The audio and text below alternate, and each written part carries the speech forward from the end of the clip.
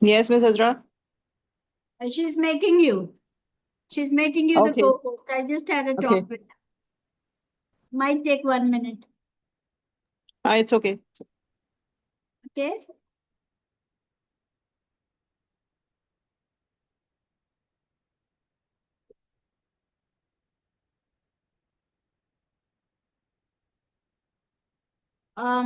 Once you get then you'll be recording it. Do you want me to start recording? Yes, you Right can. inside. The recording has been started, Right. Yeah. but I want to set the meetings so the other participants cannot open their mics, so no disturbance will be onwards. Nurse, I've told her maybe she's doing it now. Will take 1 minute. Okay. Okay. Should I start the session? Yes, yes, sure.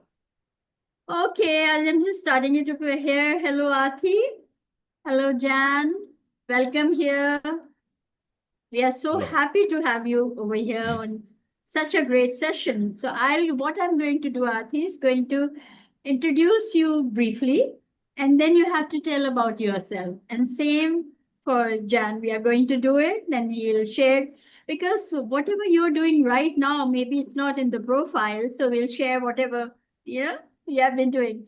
So Dr. Aarti Moore Roberts, a visionary leadership strategist, published author and global speaker with over 27 years of impact. She's the founder Celebrating Humanity International and Key Leadership Institute, and more and more and more, and especially how I'm connected with her is Assalamualaikum, value-based everyone. leadership. Right? So अच्छा आपकी आवाज नहीं आ रही I would like her to introduce herself. Aarti, is my voice clear or still I need to do something? No, perfect. Perfect. Great. Aarti is going to introduce herself. Then we'll request Jan to introduce himself, and then we'll start the session. Then you tell us what topic is there in your mind for us today. Please introduce yourself, Aarti. Thank you so much. Assalamu alaikum, Assalamualaikum, everybody. welcome to And Aarti and Yan. I hope you can hear me. There's a lot of background noise, so I yes, just wanted to welcome you. So I am here listening to you people, and I am so excited for your session today. And we are now live from YouTube as well as the recording is on, so you guys can start. thank you so much. And thank you for this opportunity to be on this platform once again. It's always such a pleasure to work alongside all of you, and especially because of the vision you've got for educators in Pakistan. I know that today we're talking about empowering the architects of the future for the theme of the conference. And Jan has actually created an incredible values based uh, topic as well, rooted in values, ready for anything. And what's wonderful about it is that we've been talking about all the various aspects. But before I do that, just a little bit about me. I've been an entrepreneur since I was 19, over 27 years in business, and the founder of a few companies. But what I've learned along my journey is that education is the most valuable tool that we can actually use to create powerful mindsets. So, using that, I've actually studied accelerated learning techniques. I've worked alongside some incredible authors to find out what we can do in terms of my own skills development, learning about leadership techniques and tools that could help me to help people that I interact with so that they could grow. So my journey has taken me across many, many countries, many universities, many schools, some under trees and some in the most incredible environments possible. I've seen poverty in education from rural areas all the way through to high tech universities. What I found was that, connecting at the heart level and to build programs through our companies allowed us to interact with everybody, no matter where they came from and regardless of the age, and to share these techniques with them so that they too can grow. So that's been my vision and my purpose, that I have been investing in myself. And one of the key areas that I find that is really, really tremendous is being able to share that in platforms like this. So that's just a brief introduction of where I'm coming from.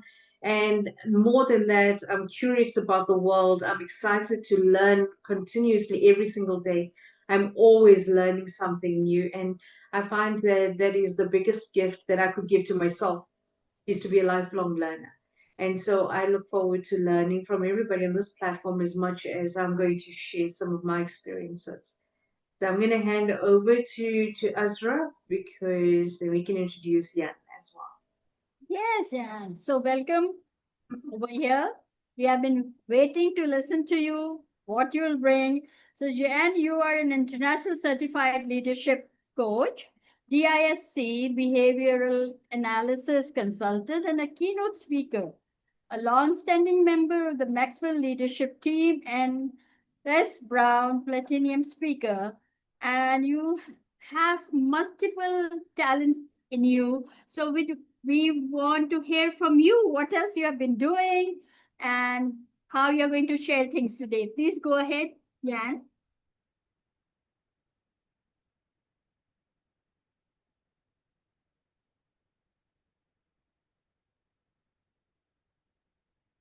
Aarti, can you hear me?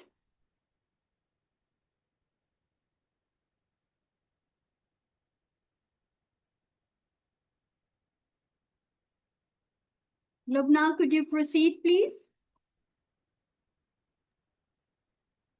Aarti, can you please unmute your mic? We can't hear I you. think, no, when Yeah. you muted the participants, Okay. you muted Jan and myself as well. So he could not unmute himself. So maybe if you could give him permission to unmute as well, please.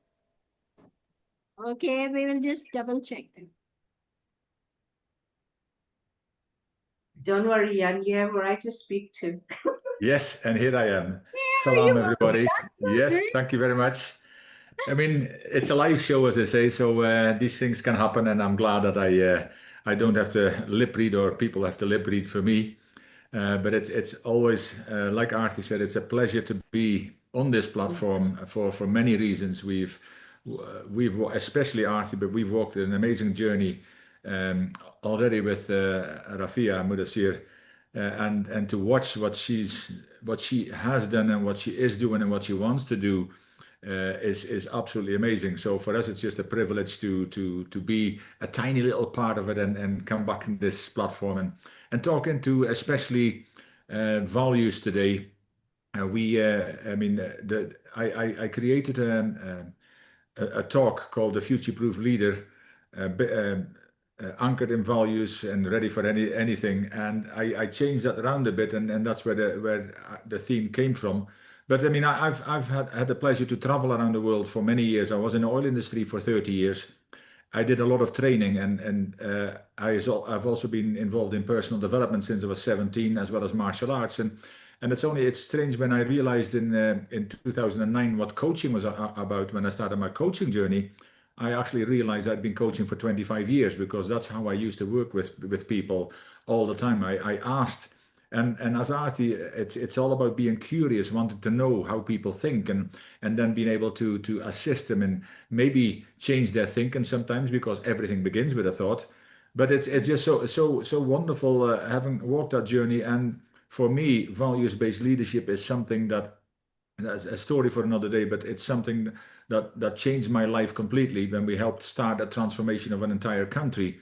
So that Rafia has started that whole transforming process in Pakistan is absolutely amazing. And it says bit by bit, one step at a time, Pakistan will be transformed as well, using values as a tool to ensure that everybody will get the same opportunities and are everybody's respected for who they are. So as a coach, a trainer, a speaker, we're also involved in farming projects. And I've got a heart-centered approach to presentation skills and speaking skills. I do workshops in that, as well as heart-centered sales mastery, because I think we are here, and it doesn't matter whether we are speaking into a screen, whether we're networking, whether we are coaching, training, speaking, facilitating, or even just spending time with our family and friends. I firmly believe that if we can connect from the head level to the heart level, we start to build relationships. And strangely enough, that is all what leadership is all about. So that's my short background, but it's just a pleasure to be here, and we look forward to see how we can add value in this session between Aarti and myself to the people who will hopefully benefit from it. Thank you so much. Now, Aarti, back to you. Thank you so much for that. Welcome. So our topic is the great topic connected to values. The mic is to you. Please continue. Thank you so much for that. I think Jan and I were actually having this discussion about values for our educators. And one of the biggest things that was coming to mind for me is, what do the educators value? As we talk about values, they're human behavioral values. And when you think about it, it's something that can be learned, and there's also values that can be unlearned. There are things that we've been taught growing up. There are things that was instilled in us that does not actually resonate with who we are and our journeys sometimes. But we are so stuck in that whole culture of ultimate respect, never questioning, and the discipline in always accepting what other people say. That means that we don't ever question the methodologies that were taught that does not actually work right now and is not relevant right now. And so one of the things I was thinking about is that with the youngsters changing currently, with the environment, with technology, with AI, with everything that's coming in, those are all brilliant evolvement around the world. It's an evolution that's coming regardless of whether we want it or not. But how much has our mindsets changed or evolved? Now, that was something that I thought we need to actually discuss and think into, because as educators, a lot of the times we're never given the opportunity to grow and evolve alongside what is going on around the world. What is relevant, what is trending, what is currently acceptable, not acceptable. And the values and values-based leadership that is being run currently with Rafia and with a lot of us as specialists, we found that it's the foundation that allows everybody to start to question themselves. What do I need to do? What do I need to learn? What do I need to unlearn? What do I need to relearn? Now, we hear that quite a lot, but when it comes to behavior, to our ability to articulate ourselves, to come across with a different type of grace, patience, and being able to handle our emotional state, those are skills that can be learned. And I found that values-based leadership gives us the tools to be able to do that. And so when we're looking at this conversation today, we're talking about how can we future-proof our teachers to be able to continue their journey of adding value and becoming visionaries in terms of leading youngsters to a different level. But if the youngsters are evolving at a different level to where the educators are in terms of mindsets, where do we need to draw the line? What boundaries do we need to have? What new concepts do we need to create as deliverables within the teamwork that we have? It's as educators, the conversations that we have, and then also the impact that we have with the youngsters where we include their voices. Because I know that a lot of community-based culture, young people's voices are not heard. They are to be seen, not heard. The thing, though, is that youngsters are using other outlets to have their voices heard, and sometimes it's not actually very healthy outlets. So when we're sitting and having these conversations now, future-proof means that we have actually got to look at the past and what worked in the past and what's not working currently. We've got to look right now in our present.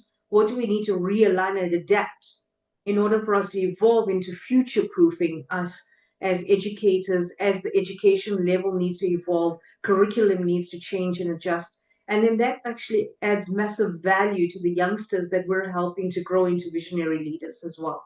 Not just for themselves, but in their home environment, for their emotional well-being, for the way that they take a look at their futures and see that they're worthy and what can they do to create a better Pakistan, a better environment, a better way of doing things, wholesome families, realigning policies and laws that is in line with what needs to change, what needs to allow people to breathe more freely and to know that they are respected.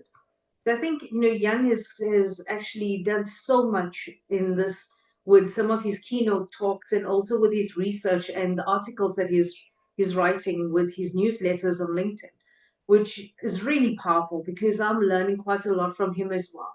And we had some beautiful conversations about it before we decided we're going to talk into the subject. So I'd love for Jan to actually give me some of his thoughts as well.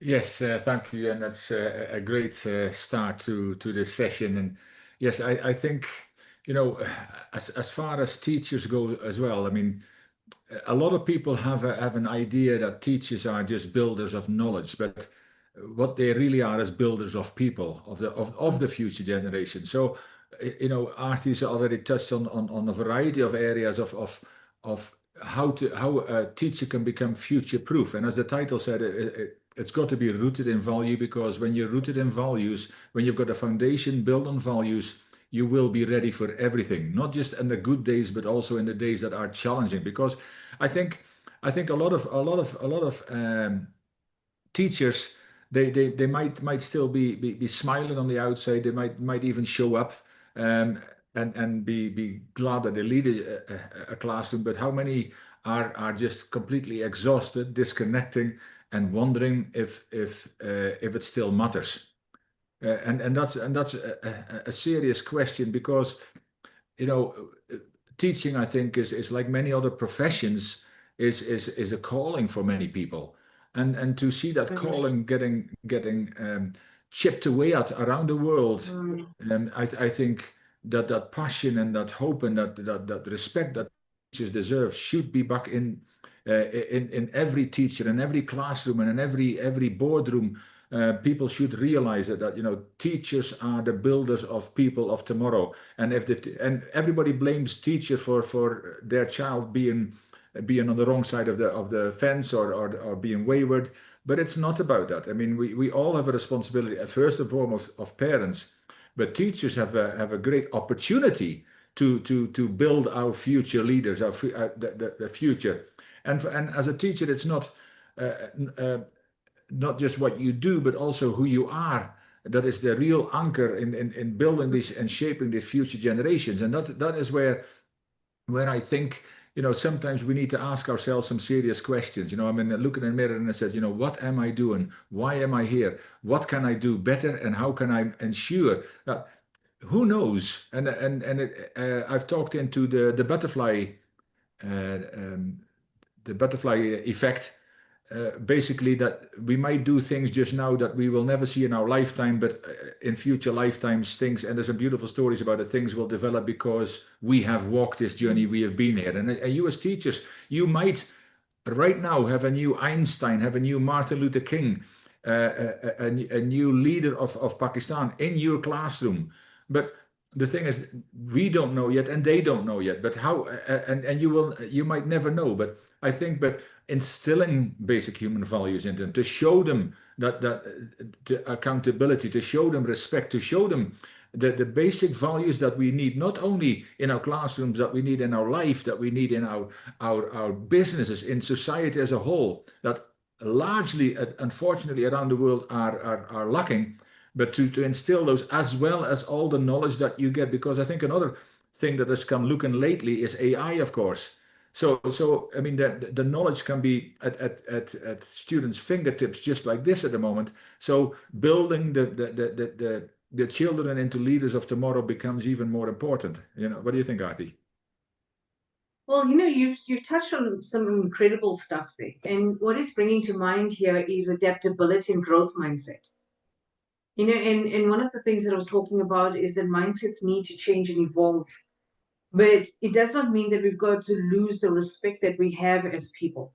We've also got to get to the point where we realize that, you know, at the end of the day, that we were working together and we allow each other to grow next to each other. When we look at adaptability, a lot of people think it means change. We don't have to change who we are. We can still hold absolute respect for our culture, our religion, our traditions, our background, where we come from, and every aspect that makes us human. But as teachers, we're sitting in a situation where we're role models, we're guides, we're there to inspire, to support, and to empower other mindsets of other children. You know, the youngsters that we're interacting with all of the learners. And I think that one of the aspects there, taking into account what you said about AI evolving and all of the areas that's coming in with automation, with IT technology, all of those areas, it adds to us, but it doesn't take away the human interaction, the human impact, and our human growth. Doesn't take away the fact that as human beings, we've got to continuously evolve and also look at our character and where we're coming from, which means that we've got to embrace continuous learning as a no-brainer, as the foundation, right? And if we create that, we then start to encourage as educators, if we're future-proofing our youngsters, we need to encourage problem solving, innovation, critical thinking. Now, those are the technical aspects that we need to instill. But the biggest thing that's missing is the EQ and the emotional coping mechanisms, where we need to actually see that as teachers, as educators, we need to be flexible in the way that we interact with everybody, and to be flexible to know that not all youngsters are learning at the same pace. And when it comes to critical thinking and problem solving and all of those areas, we need to take into account the emotional well-being of the youngsters, because they're not growing at the same pace that we are. But a lot of the educators are not growing at the same pace either. They're not, a lot of them are not choosing to evolve. You see, the teachers and the educators that choose growth are sitting on webinars like this. The ones that choose to empower themselves have joined they have joined Rafia's groups and all of the programs that she's put together. When you look at where we're coming from, that shows leadership and proactivity at a very different level. Because I'm interacting with schools and teachers where racism, discrimination, harassment is massive, and they're at the level of the adults. Can you imagine the impact on the youngsters? Now, here we're having incredible conversations about future-proofing our youngsters, yet in our current situation, a lot of the adults have not realigned their thinking and the mindset. So the growth mindset demands that we need to be vulnerable enough as educators to say that I have not stepped up as a person in my own life, in understanding that I need to challenge my own thinking. I'm sorry for what I did. You see, that kind of engagement deserves values. Now, if you're values driven and you understand the power of restraint and you understand the power of resolving conflict and engaging in forgiveness, and you understand the power of how your own emotions, your own emotional state, then you don't project it into your teaching methodologies, into the way you make people feel unsafe. When we talk about future proofing, the biggest conversation happening right now worldwide is psychological safety.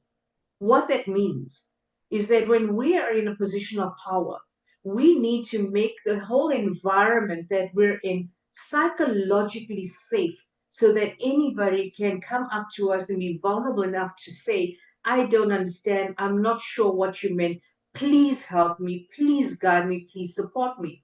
That's not any different to the education system. How many of us in the education system make the environment safe enough for a youngster to say, I still don't understand what that subject is about. You taught a lovely lesson, but I'm not comprehending it. Can you explain it to me differently? This is why I'm failing. What happens is that if a teacher has got the emotional state of reactive, they take it personally and say, I'm not at fault, you are wrong. And what we do is then we project it on the learners for not stepping up and then leveling up. But we need to step up and level up as educators. And I say we because every single one of us in community, in speaking, in training, facilitating, the second we have a platform and we have an audience of people, even in the family environment, and there are people around us, the second we speak into them, we are breathing into them a belief system. You are good enough or you're not good enough. We're teaching them, we're enlightening them, we're inspiring them, or we're destroying them emotionally or physically. We are building within them the belief system that they're worthy and that they can do and have and be. Or we say, you know what, there's something wrong with you. Why aren't you stepping up? Why aren't you doing well enough? What is wrong with you? And so in those moments, we are projecting. But values-based leadership is giving us the foundation to look at ourselves. To the introspection allows us to say, what do I need to do? Where am I rating myself on this value? And is my character bringing value to other people? And if it's not, what's the benefit for me to improve? What are the characteristics that I need to embody? Who is role modeling this so that I can look at them and then I can embody those values and then share and inspire it to the other people around me? You see, your learners are not just the youngsters in the classroom. The learners are the teachers around you. It's your family. Everybody's learning from you. A learner is listening. They're being guided. They're soaking up all the knowledge that you are sharing with them. But if your knowledge or whatever you're sharing is disconnected, if there's a defragmentation happening there, then what we're doing is building that broken way of thinking in other people. And because they respect us, because of our age, our title, you're the principal, you're the teacher, you're the head of department, we follow blindly. And what we're doing is we're embodying the wrong types of values from people who don't value themselves.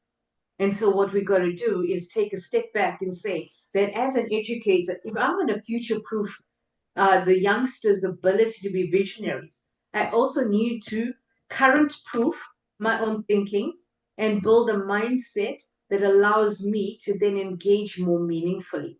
And based on a level of integrity is the way that I will then instill within everybody else a belief that they are worth it and worthy, and that the subject matter that I'm teaching, I've also embodied it. I've also looked at where I don't understand things, and I'm vulnerable enough to ask, what are your thoughts? How do you see this? Where are you coming from with your understanding? And then I create psychological safety of embracing a give and take, a reverse mentoring system that allows us to share from each other and be guided by each other. What are your thoughts here?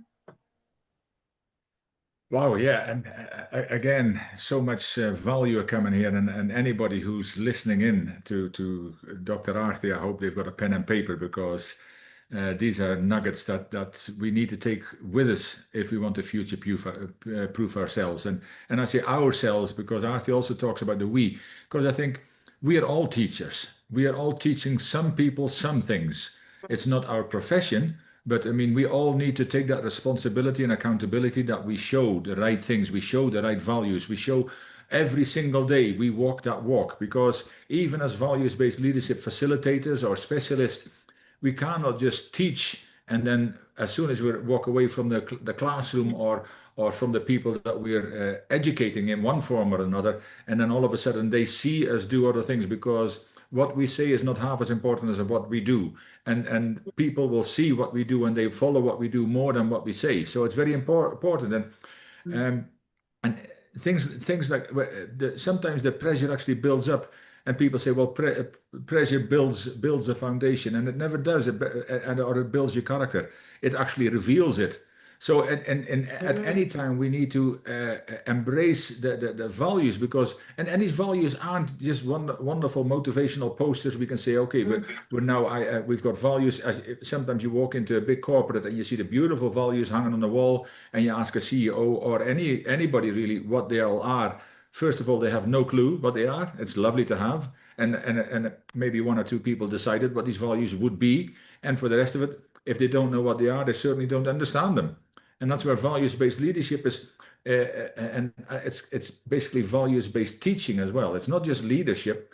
And I think when we're looking at the future-proof leader, they don't only teach with methods, but they actually teach with integrity, with compassion, with consistency. And anybody who knows Aarti, Dr. Aarti, they know that she is compassion. But I mean, it's a great example. And these also cover the small things, you know. Showing up, fairness, staying calm, you know, especially under pressure, because it's so easy to shout at others or at children who are not behaving accordingly to our values and measures. But because the more we practice these, the more we as teachers, the more the teaching staff are seen as leaders, as proper leaders. And you know, when we build those, because it's about trust. And leadership is all about trust. And as I said already, we are all leaders. So whether I talked about the future-proof leader or the future-proof teacher, they're all the same, because you know you are leading classrooms, you are leading youngsters into a future that at the moment when you're in the classroom, you are taking responsibility for what they take in and how they perceive you. I mean, I for example, I came from the Netherlands, and in the primary school up until age 11, 12 years old, we were in the primary school, but I chose as one of my subjects in secondary school, I chose history. And not because I was particularly mad on history, because in the Netherlands it was more modern history. But the reason I chose that is because I can still remember to this day, the headmaster, and I know in English it's Mr. Butcher, I can still see his face to this day. And the reason I chose it was because of him. He told stories that engages so much. And I was not the only one that, we used to walk out of a classroom enriched, and we felt, when are we getting him again? Because we were so eager to learn more. And I know it's not always possible as a teacher, but if we want to wake up the Einsteins, if we want to wake up the Martin Luther Kings and all these powerful people around the world that are still yet to come, then we need to at least walk that path with values and make sure that we give it our all. And every morning when we wake up, we say, well, I know today I'm going to find an Einstein, I'm going to find an Elon Musk, I'm going to find one of these. But we also need to know that the world can get very noisy with everything that we now see on the internet, and as Artie mentioned, all modern tech and everything is computers, AI, everything is getting faster and faster. And so in a world that is full of noise, there has to be some clarity, because that clarity that you give out will actually bring the calmness back into, and we need that, because if the teachers are getting frustrated and overwhelmed, you can bet you that the students will all have that same kind of feelings. And it's not always about having the answer, but it's at least knowing what you stand for, because they say if you stand for nothing, you fall for everything. And I wrote as Artie said, I wrote my newsletter this week, and it is actually about leaders and AI, and how we still need the human touch, because we can never forget the human touch. I think during COVID, we found out the damage that was done by not only children, but also adults not having a human touch, that we couldn't go and see Granny, we couldn't be with our fellow students. There's a lot of damage, but in AI, because that's part of my newsletter, and I found out that it says that the rise of AI is inevitable. Losing our humanity is not. And as a leader, you don't have the luxury of choosing if you'll engage with AI and tech, but you must decide how. And I dug that up and put that together, and I think that is in the classroom also very important to remember that the basic human values, the basic human touch is the most important thing, because it's the human in you that will encourage that and empower, that will give the students of the day, that will give them the idea, and maybe to give them the idea to find their purpose in life, because you walk that part of the journey with them. What do you think, Artie? Well, you know what? It's absolutely brilliant what you're talking about, the human touch, and also with our educators. They're human. One of the things that we have lost in this world, that we've got access to YouTube and technology, and we've got access to everything online that we can learn from easily. Nothing takes away the brilliance and the beauty of an actual teacher in a classroom. There is a humanity that exists, and the ability and the power to actually move a youngster to a different level with emotional connection, where they may not have it in their home environment, where they may be hurting, where they may come from an abusive or a hurtful background, right? And we never know what people's situations are like. And when you think about the majority of the day, a learner is in the classroom with the teacher. That is their hero for that entire day. The person they look up to, the person they're learning from, the person that is molding them.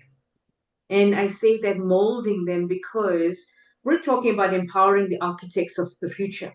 Architecture is about building. It's about building something that will be known for years to come. A building is built on strong foundations. The foundations we're talking about here is values. And when we're talking about empowering, it means you're enabling this youngster to build their life on something strong. And you are the person. You are the one that's responsible for the outcome of where their future goes. Whether they believe in themselves or not is going to be up to you as an educator. And one of the things that I've realized that with educators that we can use as a tool to actually reflect on when we walk away from this webinar today, what are some of the things that we need to think into? And I thought emotional resilience needs to be one of them. Because when I said our teachers and our educators are human too, we don't even realize that then when they walk in, they too are coming from a hurtful family relationship, a hurtful family background, maybe an environment where they too are battling emotionally. And so, what that means is that as educators, we need to actually build a circle of trust among fellow educators. We need to build an environment where we can actually then learn from each other and ask each other and be vulnerable with each other, not work against each other. And I think that is where toxic environments start to grow. And that actually can be seen in the way that they will then talk into the learners. You see, what we always talk about your words and your actions need to match. And if we are coming into an environment where we've been hurting, we've had an argument at home, we bring it into the schooling environment, then we ignore the other fellow teachers that we don't like for whatever reason. We have discrimination, we have got harassment, then we've got issues about the person, and then it comes across in the way we speak into them. And then we walk into a classroom and say, we need to have respect. You need to show respect. You need to be respectful. And I'm thinking, but your words and your actions aren't matching because you're coming in with an energy that is not talking about respect. You're talking about Mr. Butcher as a person that actually enabled you to want to be in his classroom and to learn. That part that you learned about history has served you well because it's allowed you to travel the world, to see different things, to engage with people. It created an open-mindedness in you personally, and I've seen that in the way that you respond to people of different cultures, the way you just suck up that knowledge and you are hungry to learn about other people and their traditions and what makes them feel respected. Now that came from your teacher engaging, empowering by being the role model that you could depend on.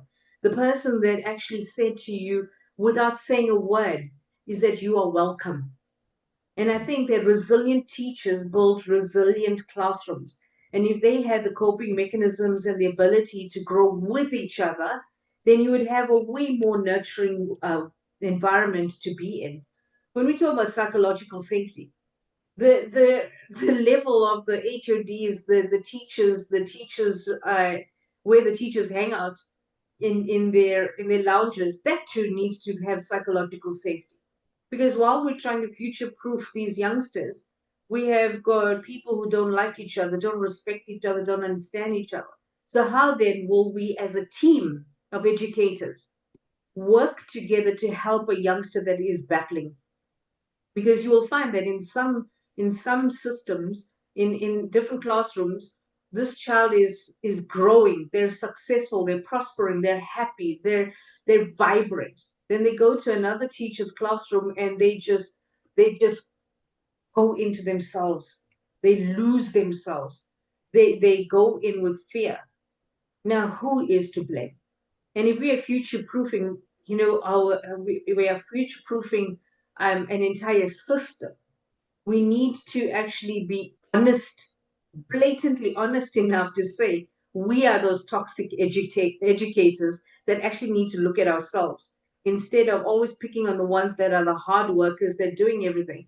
And you'll find as well, the conversations that people don't talk about is that you get some of the educators who are so brilliant, they are so amazing, but they are picking up the pieces of other educators causing damage to these youngsters. And then they pick on each other. and then they bully each other and harass each other in the teachers' lounges. And the reason I'm saying this is because I'm dealing with that.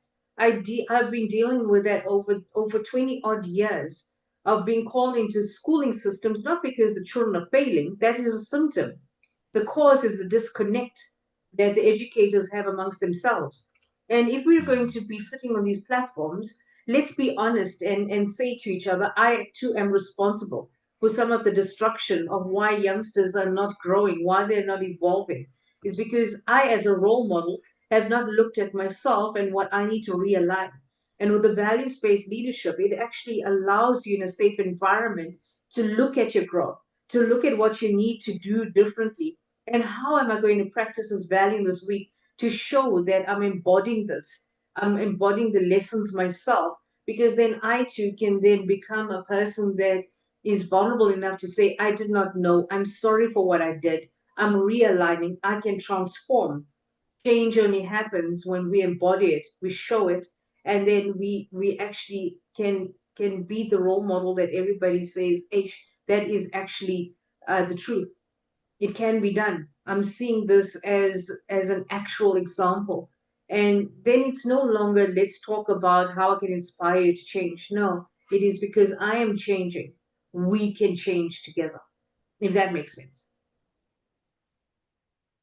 Oh, very much so. I mean, again, there's so much in there, and we've already talked about some of these kind of areas where we need to create clarity over confusion.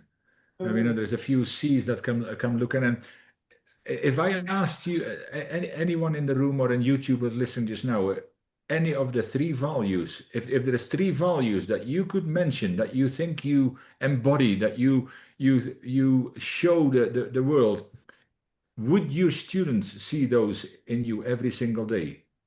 And that is a question that, if you're brave enough, ask the students, but what they see in you. But I mean, it is something to think into, because we all want to be, we will all want to improve, we all want to be better, but we all must have that clarity. And if we create confusion, that we say we do something, we say we follow a value, and then the students see something very different. And if the students see it, our family will see it, our friends will see it as well. So it's not just the students. So, and the other thing that Aarti mentioned as well is right now at the end is more about conviction.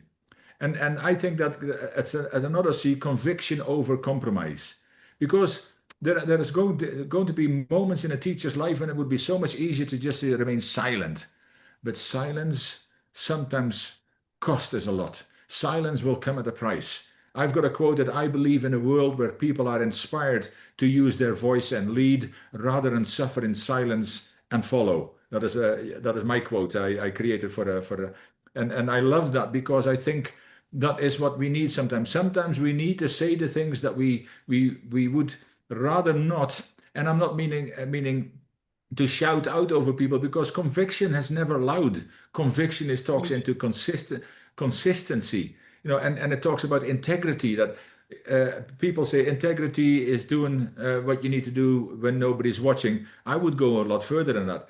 It's doing things especially when no one is watching, because sometimes we need to stand firm and stand for what's right, not sit down and say, okay, what can we do, even when it's hard. And that is also something that we need to embody, and it talks into our values. Are we showing the conviction? I mean, can we talk with the energy that comes through a screen or in front of the classroom, that the kids don't, and it's not about raising your voice, but giving that energy out, that the kids you don't need to say much, but they feel that they're in the right classroom, that they feel that they are there for a reason. And not just because somebody sent them to school.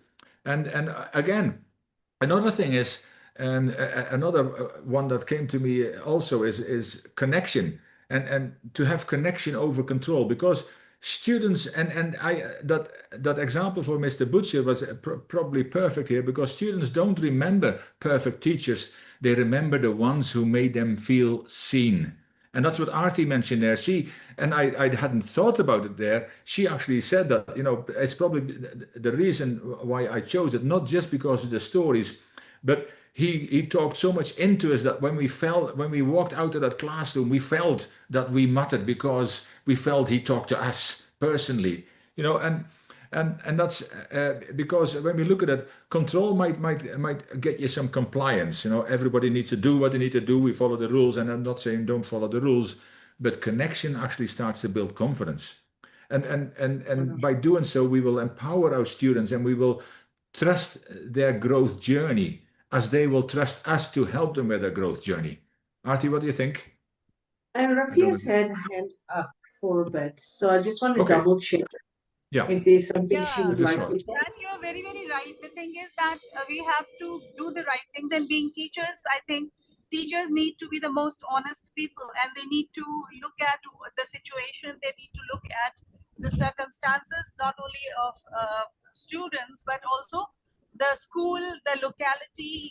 We have to connect with the local issues. For example, if the road is broken and the child is coming late, so would you impose the rule first, or let the child not attend, or whatever is the penalty? Or would you actually be compassionate and understand that there is a whole road broken and that needs to be perhaps taken up as a project by the school and reach the relevant authorities and make amends so that the children don't reach school late?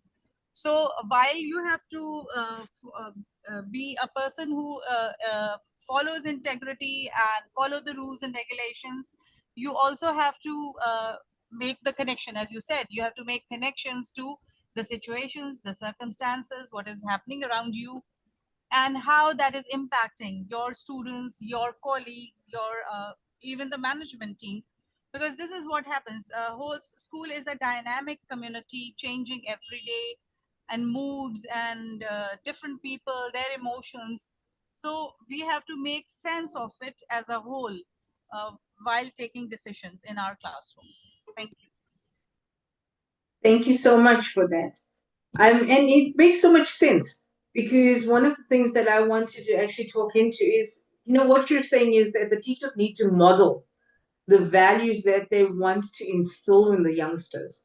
And this is where we have forgotten as educators about the brilliance and the beauty that we walk in to a classroom every single day. We have forgotten the brilliance and the beauty of what we have, of who we are. We've forgotten about the passion and the reason and the why we wanted to become teachers or educators or people in a position to be able to enlighten others.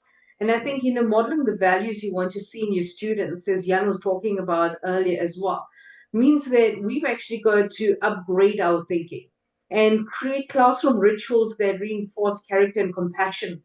And when we do that, we're embodying it, but we're also showing it. We're showing up for it. We're saying that I can show compassion in the eyes of injustice.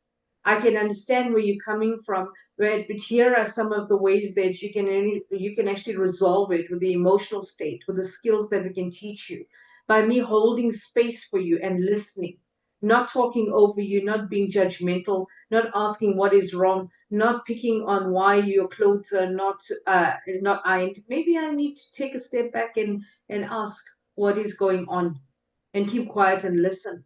Because sometimes we can destroy the lives of people because we come from our own judgments. And as teachers, we have to always realign our thinking. Values-based leadership is something that when I was interacting with it, I thought that, I used to go to a lot of transformational programs. I went to a lot of upliftment programs, development programs, self-development. I read books. I've read close to 12,000 books so far in my lifetime. What I learned from values-based leadership, 2 pages, showed me where my gaps were, where I thought that I was so amazing and incredible. It actually showed me my blind spots. And that's the thing. Values are your anchor in uncertain times. And what that means is that when you don't know what your future holds for you, you don't know what the environment, policies, the laws, you don't even know what these wars around the world is going to do to impact you. The values ground you. It means that you're in control of what you're in control of, and then you concentrate on that. You don't try to control circumstances and things out of your control and then use that to control the young minds that's around you. What you do is you take a step back and say that I am in control of my own behavior, my own actions, my attitude, the way I speak to people, my ability to show respect and be respectful. That is what I've got control over. Values-based leadership showed me my blind spots where I could improve. So it wasn't a punishment session. It was an enlightenment session. It was an awareness session. And it wasn't for others, it was for me. It was for me to make myself aware of the things that I did not even know existed, things that were not taught to me by my own parents, by the system that I grew up in. And then I realized it wasn't their fault. And when you look at a lot of the educators, it's not their fault. It's a lack of understanding, a lack of awareness, and the lack of resources that prevents them from growing. And so being on these platforms with Rafia and what her incredible team have been growing for so many years, this is not new. Rafia has been doing this for many, many, many, many years on many platforms. And she's been looking at how can we redesign the way that we think so that we have got such a powerful mindset that we can challenge the things that don't work and then implement what we can that we're in control of so that you too can have the skill to grow in your behavior, in the way that you can change and impact lives. You see, influence comes with responsibility.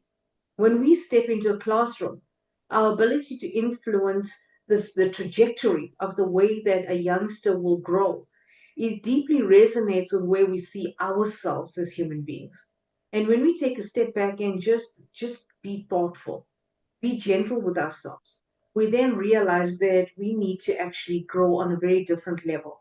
And the way that we do that is invest in ourselves, invest in these moments, invest in where we can actually choose to have and to be more and to grow more together. It's a togetherness thing. It's a uniting with each other thing. It's not a I'm on this journey by myself. No, there's a support system, there's resources here that you've got access to. There are people that you can talk to. You can say, I'm battling in this area. How can you help me? What do you know that I need to know? What should I read? Who should I listen to? Are there any podcasts or anything of value that you've come across that can help me? You don't always have to know everything, because that's the most dangerous thing as educators that we can do. It's say that we studied something, we know it, but unfortunately for us, actually, things are evolving, which means that we are no longer in the position to allow stagnant behavior and stagnant thinking to flow through our words or our curriculum anymore. And we don't have that excuse that we don't know because we've got access to technology. Use the AI and the technology in your favor rather than to say that it's the excuse of why I cannot evolve. Now, what you do is when you embrace something, you actually see the value in it. The more you reject something, you distract yourself from actually growing. That's your excuse. The reason for embracing is that I choose to grow and learn. Then I can work out and make an informed decision of whether this works in my favor or it doesn't. But I cannot discount something until I've experienced it. So it actually makes sense that as future-proof leaders, we create emotional resilience. We create an environment of trust amongst each other.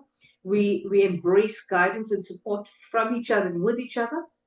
And then we look at our growth mindset to actually empower and encourage our youngsters to be more, because we decided we are more and that we deserve more. Azra, is there anything that you would like to add? I know that we've got a few minutes more. I'm not sure if there are any questions. So I was just analyzing everything, and what I felt was that very valuable things were shared over here. But I was just thinking and comparing two things here: a teacher and an AI, right? Now, it's always teachers are scared that AI is there and what will happen to us.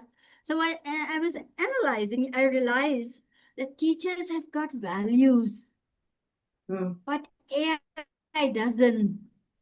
He knows the data only. We'll ask him question, he'll answer us. But he doesn't have compassion. He doesn't have empathy. It doesn't have, all the values, the 47 values we talk about. So it is just that how valuable are teachers? how important they are, how rich they are, because they've got all these values. They can get the data from anywhere, but this compassion, the empathy, the love. And if the students will think that AI is going to help them and they'll leave the teachers aside, no, that's not the answer, because there's no connection. There's no empathy, there's no love. So that's what I was feeling, and adding to whatever you have said, that the importance of it. So definitely there's no comparison between, that's what I'm adding and thinking. That's why the values of the teachers are so important. Their learning is so important. Wow. Thank you. Absolutely. Rafi, I would like to Thank say you. something else over here. Yeah, I would just like to. I was listening, trying in the traffic, because reaching from the center of the city to my place takes almost an hour. So I've been trying to focus, and wherever I could, I just added. Oh, you are very right, Azra. The human touch will always be very, very important. I don't think teachers are going to become obsolete, even if we have AI educators and teachers. And people have tried, even in Karachi, we have a robot teacher. But the thing is that this is what makes us humans, and humans are the ones who have created artificial intelligence. So we actually need to now, the teachers need to really worry about the human intelligence more, and utilize it for such problems like, as I just mentioned, a road broken. So you can brainstorm with the students that how we can help our community overcome this problem. Who should we reach out? And I'm sure when the children take the lead and they go and they try to address the local problems, it becomes easier. Or wo main dekhti hu, I see that the road broken, or there's a sewerage problem, or there is a water problem, the problems get resolved. We have to engage our youth as teachers. We need to engage the community. So for that, you have to be a person with values, with integrity, with compassion yourself, to be a role model for not just the students, your own school, but the community. Then only people will join you in the cause, and that is how we are going to resolve the problems, not only local, national. Now, climate action, for example, is an international global agenda. And for that, to prepare students for that, the teachers have to focus on their own values. Unless we have reached this age, and we are the ones who have actually made the earth suffer to this point, now as we are going towards retirement, we are looking at how are our children going to survive, and what are they going to do. So we are educating them, and we are trying to engage them in such things. So I think values will always be the focal point of all education, and we cannot do without it. Thank you. And thank you, Yan and Aarti, for such a wonderful, wonderful session.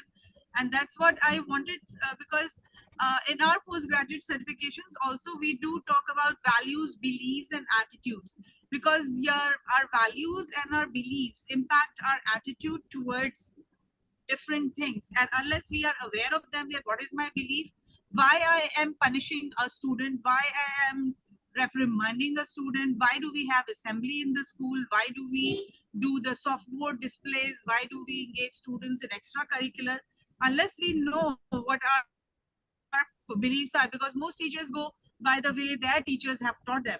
So unless they realize where this belief is coming from, where this value is coming from, they cannot improve on it as humans. Thank you. Can I add again one more point that Aarti, you mentioned the connection is the most important thing. How you deliver, and especially everyone should feel that it's for him or her. So that is another very important point, that the teacher has to make the connection with the student. And Yan, your points were so important. They've given me to think about them, to make further questions. So from the platform of, before we end, I'll give you last 1 minute, both of you, to say a few words. So I just wanted to thank you, Aarti and Yan and Rafia Mudassir, for opening a door of value-based leadership for all of us. Whoever is connected with you people feels so different now, and I'm one of them. I was in the first batch, I think, and the only thing I talk about value now, And that's how I connected with Heather. I hope I'll improve further and I'll find my spots where I have to improve further. So thank you. I would like you, we'll end it with your words, a few words which you want to share with the teachers. Ji. Thank you so Oh. much. I think that for me, my last passing words would be is to know that as educators, you're nation builders. That you're not just a teacher. You're a leader, you're a mentor, you're somebody that's inspiring people, you're a role model that we all look up to. So be the example with dignity, teach with love, and lead with hope. And know that your legacy is written by the lives that you shape. And so knowing that we realize the impact and what we bring to the table. And just thank you for being who you are. Great. Thank you, Jan. Okay, yeah, Gee. and for me as well. I mean, we've heard a lot of amazing things from Dr. Aarti as well, and when we've talked about clarity, about conviction, about connection, and also about consistency. Because I think for a teacher also, you don't need to be the funniest or most inspiring teacher, but you need to show up the same way, especially when the days are hard. And so having looked in that and listening to Rafia and yourself as well about what you got out of this and what we get out of it every single day. I mean, values have shaped my life as well, and they run my life as I run my values. But it brings us a sort of consistency and predictability for the students as well. And I think after all of this, one day actually our students will speak about us, not about our qualifications, but our influence. Like I spoke about this, Mr. Butcher. The question is, what will they say? No, what values will echo in your students' life that you showed them and you lived every single day in and out of the classroom? And I think that is really something, because we know that titles fade, strategies will change, but values lived out consistently will echo through generations. And as teachers, it's not only a privilege and a pleasure to teach, but also a responsibility to show them the way. Because as John Maxwell always said, show that they need to be shown the way, and that's leadership. I mean, that teachers have a leader's role because they lead the next generation to a place where hopefully they will, whatever you've given them over the years, they will take that wisdom and build on it, not just live with it, but stay relevant and build on it. And I know AI is something scary. I said, well, we should not be scared of anything. People were scared of the car when it first came, the airplanes and the internet. I mean, IBM said we only need 5 of these in the whole world, but we need to embrace it, because it is here and it's going to be faster and faster. But again, as a teacher, the responsibility comes: how can we use it? It's not to cheat in exams, not to take its place, but for us to remain human. That we need to have our humanness, because the connection should be human. Because if we lose that humanness, I think the world is lost. And so I really appreciate each and every teacher, each and every person who guides and supports our next generation, as well as the people around us. And so for us, it was a privilege to be here. And I thank Rafia and I remember Azra as well, being in the first group as well. Each and every one of you have done amazing things, and I know you go on to do even more amazing things. And I look forward to watching that journey from the sidelines. Thank you. Thank you so much. So officially from Rafia and officially from Nurul Education, we thank you for being here at our platform and share such a knowledgeable, such a loving message with all our teachers. Thank you so much. Thank you. Thank you very much. Shukran. Thank you. Thank you. Shukran. Bye-bye. Thank you, Lubna. Thank you, everyone who participated. Thank you, Lubna. Thank Thank you. Thank you, Aarti. Thank you, Yan. Thank you, everyone.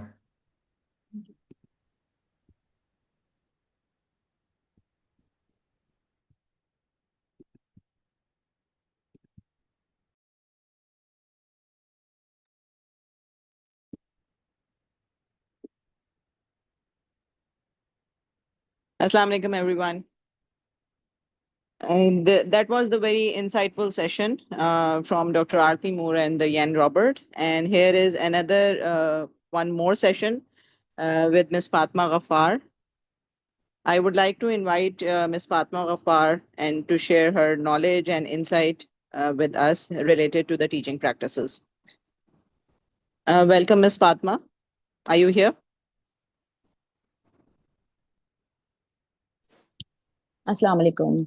Gurdan. Walaikum Yes, I'm assalam. here. Okay. Okay, Ms. I won't Fatma, be able the to. floor is yours, and please introduce yourself, and we would love to hear you. Thank you. Okay, so do I have the host responsibility so that I can Yes, share my I have screen? transferred the co-host rights to you. Okay, so that I can share my slides. Kindly introduce yourself, Ms. Fatma, so everyone knows about you. Yeah, just give me a second. I'll share my screen first and then I will continue. I can share your screen right now. Okay, so.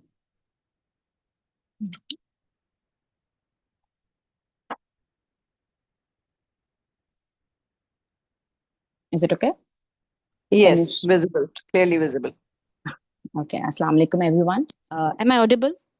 My voice is clear? Yes, clearly audible. All right. Assalamu alaikum, everyone. My name is Fatima Ghaffar, and I have done masters in education, and I belong to basically Karachi, but I'm living here in Toyama, Japan for the past 10 years. And I have been in a teaching field back in Pakistan. I have taught in schools as well, in university, and to undergraduate students as well. So today, my topic is nurturing beyond academics, and why I have chose this topic, and what things I have been looking into our education system. So let's begin, inshallah. So nurturing beyond academics का जो मतलब है वो क्या है, और हमारे education system में हम क्या वाकई में ये सब कुछ कर रहे हैं, या हमारा जो अपना एक सारा फोकस है वो एकेडमिक्स की तरफ है। बेसिकली एजुकेशन का जो अपना एक थीम है वो ये है कि हमें अपने सारे बच्चों जो स्टूडेंट्स होते हैं उन्हें अपने एक अच्छा ह्यूमन बीइंग बनाना होता है, और उन्हें एक अच्छा स्टूडेंट बनाना होता है। अच्छा स्टूडेंट सिर्फ नहीं बनाना होता बल्कि एक अच्छा इंसान बनाना है, और वो इंसान जो कि किसी भी हाल में, किसी भी रोल में, किसी भी एज में हर वो चीज़ जो उसकी लाइफ में आए, या जो भी प्रॉब्लम उसकी लाइफ में आए, उसको वो बखूबी बहुत अच्छी तरीके से उसको डील कर सके, अपने रोल्स को निभा सके। बेसिकली नर्चरिंग बियॉन्ड एकेडमिक्स का जो मैं मतलब समझी थी, और being living here in Japan, और जो मैंने यहाँ पे सीखा कि यहाँ पर एकेडमिक्स को बहुत बाद में समझा जाता है। इवन एकेडमिक्स पर जो जितनी भी तवज्जा है, या जितने भी आप समझ लें जिनकी फॉर्मल एजुकेशन है वो 10 इयर्स के बाद ही स्टार्ट होती है, और जिनकी फॉर्मल स्कूलिंग है वो 7 इयर्स में जब स्टार्ट होती है, तो इनके यहाँ पे सिर्फ 2 सब्जेक्ट्स होते हैं। मैं क्यों आपको जापान एजुकेशन सिस्टम के बारे में थोड़ा सा वहाँ के कुछ पॉइंटर्स शेयर करूंगी, इससे हमें ये पता चलता है कि क्योंकि everybody knows how Japan is excelling in this world, उसकी टेक्नोलॉजी कितनी अच्छी है, और वहाँ के लोग कितने अच्छे हैं। यहाँ पे जितने भी टूरिस्ट आते हैं, इवन अगर आप चाहें तो इसको देख भी सकते हैं ऑनलाइन वगैरह भी, कि यहाँ पे जितने भी टूरिस्ट आते हैं वो हमेशा एक ही बात करते हैं कि जापान के जो लोग हैं वो बहुत काइंड है, बहुत पोलाइट हैं, बहुत रिस्पेक्टफुल हैं। इनके ये कोर 3 वैल्यूज हैं, कोर 3 वैल्यूज है जो कि इनके एजुकेशन सिस्टम में इतने इनग्रेन्ड हैं कि इनके हर बच्चे के अंदर ये सबकॉन्शियसली इनग्रेन्ड हैं, और यही चीज हो रही है। और इस 3 चीजों के ऊपर, इनके जो 3 वैल्यूज हैं, इसके ऊपर इनकी पूरी एजुकेशन बेस्ड करती है। और ये एजुकेशन इनकी 3 इयर्स से जब स्टार्ट होती है, जब बच्चे यहाँ पे डे केयर में जाते हैं, जब बच्चे यहाँ पे नर्सरी में जाते हैं, तब ये स्टार्ट होती है। क्यों?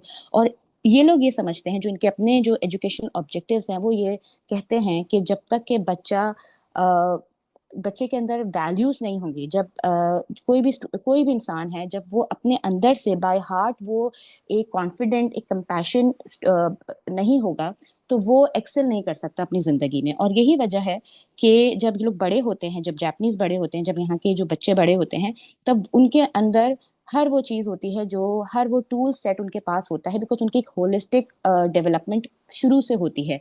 और ये सारी चीज़ें जो है ना, very honestly I am telling you कि ये सब चीज़ें इनके टीचर्स कर रही है, इनके और कोई नहीं कर रहा, इनके पेरेंट्स इतना ज़्यादा नहीं कर रहे, इनकी कम्युनिटी इतना ज़्यादा नहीं कर रही, बल्कि ये सारी जो चीज़ें हैं जो बच्चे के अंदर जो डेवलपमेंट हो रही है और जो बच्चे इतना एक्सेल कर रहे हैं, पूरी दुनिया में इनको माना जा रहा है, इनका अपनी नेशनैलिटी जो इनका अपना पासपोर्ट है वो टॉप 2 या टॉप 3 में है, वो इसी वजह से इन लोगों पे भरोसा किया जा रहा है, जस्ट बिकॉज कि इसमें सारी चीज़ें जो हैं वो टीचर का अपना बहुत ज़्यादा रोल है।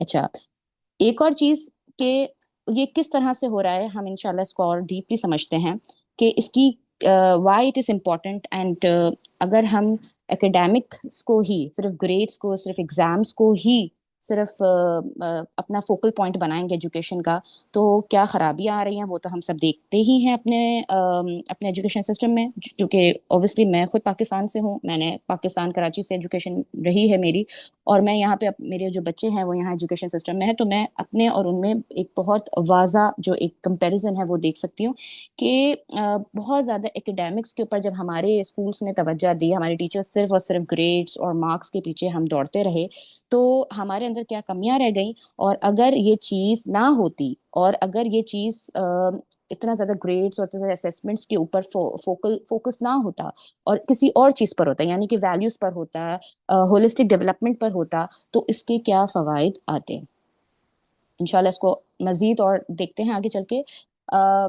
यहाँ पे आई थिंक कोई बहुत ज़्यादा मेरे साथ ऑडियंस नहीं है, बट आप में से जितने भी लोग यहाँ मौजूद हैं, आप थोड़ा सा चैट बॉक्स यूज़ करके अगर बताएं, अपना माइक खोल के बता दें अगर आप लोगों का अलाव है तो, कि जब एकेडमिक्स का वर्ड आता है तो आपके जहन में क्या आता है कि what is academic, how you define the word academic, what is academic, education is equal to academic, और whatever school teachers whatsoever जो भी चीज़ें आपके जहन में आती हैं, अगर आप सुन रहे हैं या अगर आप अपना चैट बॉक्स यूज कर सकते हैं, सॉरी, तो प्लीज ये मुझे बताइए या अपने पास ही लिख लें कि सबसे पहले एकेडमिक्स का जब वर्ड आता है तो आपके जहन में क्या क्या आता है।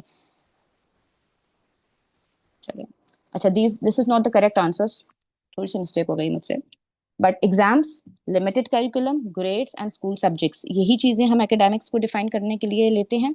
अच्छा, लिमिटेड करिकुलम का मतलब ये कि ऑब्वियसली हम अगर हम अपने पास्ट में जाएं और जो हमने अपने 20 साल पहले, 25 साल पहले, 25-30 ईयर्स पहले जब हमने अपने स्कूल्स में पढ़ा है, जो भी करिकुलम सेट हमने पढ़ा, जो भी जिस तरह का हमने मैथ, साइंस, इंग्लिश या सोशल स्टडीज या सिविक स्टडीज, जो भी स्टडीज हमने पढ़ी, जो एक सेट ऑफ करिकुलम था, क्या वो करिकुलम जो हमने वहां पे पढ़ा, क्या आज हमें उसकी नॉलेज क्या फायदा दे रही है या नहीं दे रही।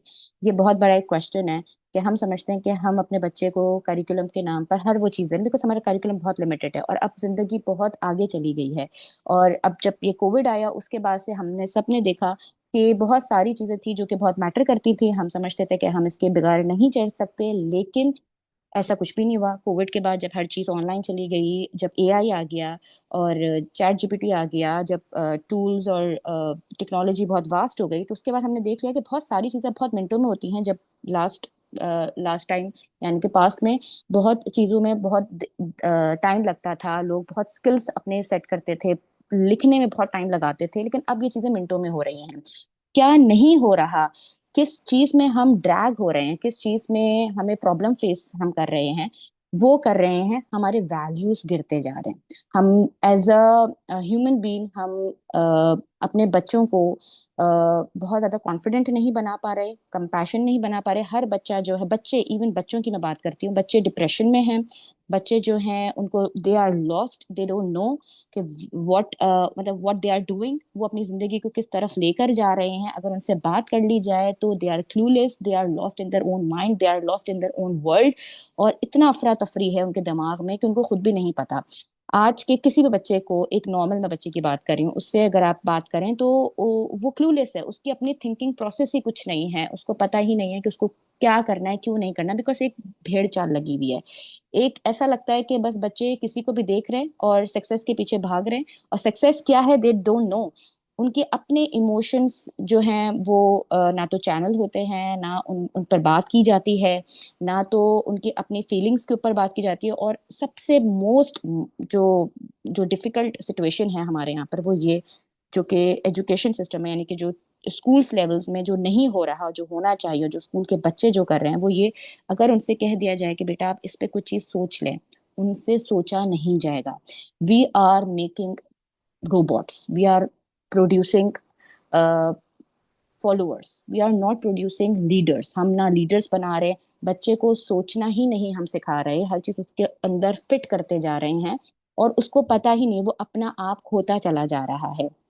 इसके लिए बहुत ज़रूरी है कि हम एकेडमिक्स से थोड़ा सा अपना शिफ्ट हटाएं और जो है वो सब्जेक्ट्स या वो चीज़ें अपने स्कूल एनवायरनमेंट में लेकर आएं या अपनी कम्युनिटी में लेकर आएं, जिससे बच्चे की नर्चरिंग हो और बच्चा अपने फ्यूचर के प्रॉब्लम्स को किस तरह से उसको चैनल करना है, किस तरह से उसको अपने अंदर सेल्फ कंट्रोल लेकर आना है, किस तरह से उसको रिस्पेक्ट करनी है, वो सब चीज़ें जो हैं वो बच्चा अपने अंदर समझे। उसको जो वो टूल्स हमें अपने बच्चे को देने हैं जो कि उसको अपनी प्रैक्टिकल लाइफ में ज़रूरत है जिन चीज़ों की।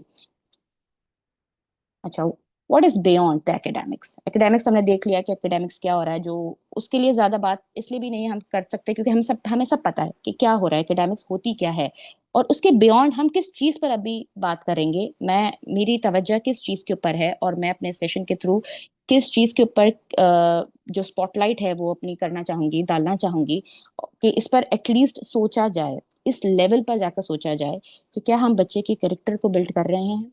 तो what are characters? Character is inner qualities, कि वो सच को सच कहे, झूठ को झूठ कहे। क्या हम ऐसा कर रहे हैं?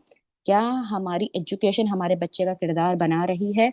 क्या वो खुद अपने होने पर खुश है? उसको अपने होने पर वो इस दुनिया में है, क्या वो अपने आप को इम्पोर्टेंट समझता है? उसकी इनर वैल्यूज क्या हैं? उसकी इनर स्ट्रेंथ क्या है? अच्छा, सेकेंडली, वो क्या इमोशनली वेल ग्रूम्ड है? क्या वो इमोशंस उसको इतनी चीजें पता है, क्या उसके पास टूल सेट है इतना कि उसको पता है कि अगर उसे गुस्सा आए तो उसको गुस्सा क्यों आ रहा है, उसे बुरा क्यों लग रहा है? अगर वो अपने किसी स्टूडेंट से, अपने किसी पीयर से या अपने किसी क्लास फेलो से, अपने किसी फ्रेंड से अगर वो कंपटीशन कर रहा है तो वो क्यों कर रहा है और क्या उसको कंपटीशन करना चाहिए? क्या उसके सारे इमोशंस जो हैं वो चैनल हो रहे हैं? क्या उसके सारे इमोशंस को केटर किया जा रहा है? अच्छा, नंबर 3 इज स्पिरिचुअलिटी। स्पिरिचुअलिटी का जो फैक्टर है वो इतना इम्पोर्टेंट है, बीइंग अ मुस्लिम ऑल्सो। अभी हम चलें, अगर हम वेस्ट के एजुकेशन को छोड़ देते हैं, मैं जापान के एजुकेशन सिस्टम को छोड़ देती हूँ, हम तो मुसलमान हैं। हमारी एजुकेशन में, आज के दौर के एजुकेशन में जो अभी पढ़ाया जा रहा है, क्या उसमें स्पिरिचुअलिटी का कोई भी कॉन्सेप्ट है? हमारे बच्चों को क्या हम ये सिखा रहे हैं कि बेटा आपने अल्लाह से कनेक्शन कैसे बनाना है? हम दुआ तो मांगना सिखाते हैं, लेकिन दुआ में जो एक फैक्टर है, जो हमें एक फीलिंग जो है कि हमें अल्लाह ताला देख रहे हैं, हमें अल्लाह से अपनी दुआ को मनवाना है, हमें फील करना है। हम ये तो कहते थे, हम ये लगा भी देते हैं कि अल्लाह ताला जो है वो हमें देख रहे हैं, अल्लाह से हमारा कनेक्शन है, आप सल्लल्लाहु अलैहि वसल्लम की हम सीरत पढ़ा देते हैं, लेकिन वो एक कनेक्शन बना नहीं पा रहे थे। मैं आपको जापान एजुकेशन सिस्टम में बताती हूँ कि यहाँ पे एलिमेंट्री में जितने भी सब्जेक्ट्स होते हैं, मैं उनके नाम आपको बताती हूँ। एक होता है सांसो, एक होता है कोकोगो। सांसो और कोकोगो जो है वो दो फॉर्मल सब्जेक्ट है। सांसो इज मैथमेटिक्स एंड कोकोगो is Japanese language, that's it. ये दो फॉर्मल सब्जेक्ट्स हैं। इन दोनों सब्जेक्ट्स के जो मार्किंग है वो नहीं होती है। इन दोनों सब्जेक्ट्स की जो टेस्ट होती है, बस वो बच्चे टेस्ट करते हैं, लेकिन वो टेस्ट ऐसे करते हैं कि उसमें मार्किंग ऐसे होती है कि ठीक है, वो पेरेंट्स को तो बताते हैं कि ये बच्चे की मार्किंग है, लेकिन बच्चे को यही नहीं पता होता कि मेरे अगर 100 आउट ऑफ 100 आए हैं या 100 आउट ऑफ 90 आए हैं तो इसका मतलब क्या है। मतलब उनमें कंपटीशन ही नहीं है और उनका साथ बैठा हुआ बच्चा भी नहीं पता चलता, उनके साथ बैठे हुए किसी भी एक बच्चे को उसके साथ बैठे हुए बच्चे के मार्क्स पता नहीं चलते, क्योंकि मार्क्स उनके लिए मैटर नहीं करते। वो मार्क्स जो है वो सिर्फ पेरेंट्स और टीचर्स के बीच में होते हैं। तो इससे ये होता है कि बच्चे कभी भी अपने आप को लेफ्ट आउट फील नहीं करते। इसके अलावा मैं आपको सब्जेक्ट्स बताती हूँ, ये मैं आपको ग्रेड 1, ग्रेड 2, ग्रेड 3 के सब्जेक्ट्स बता रही हूँ।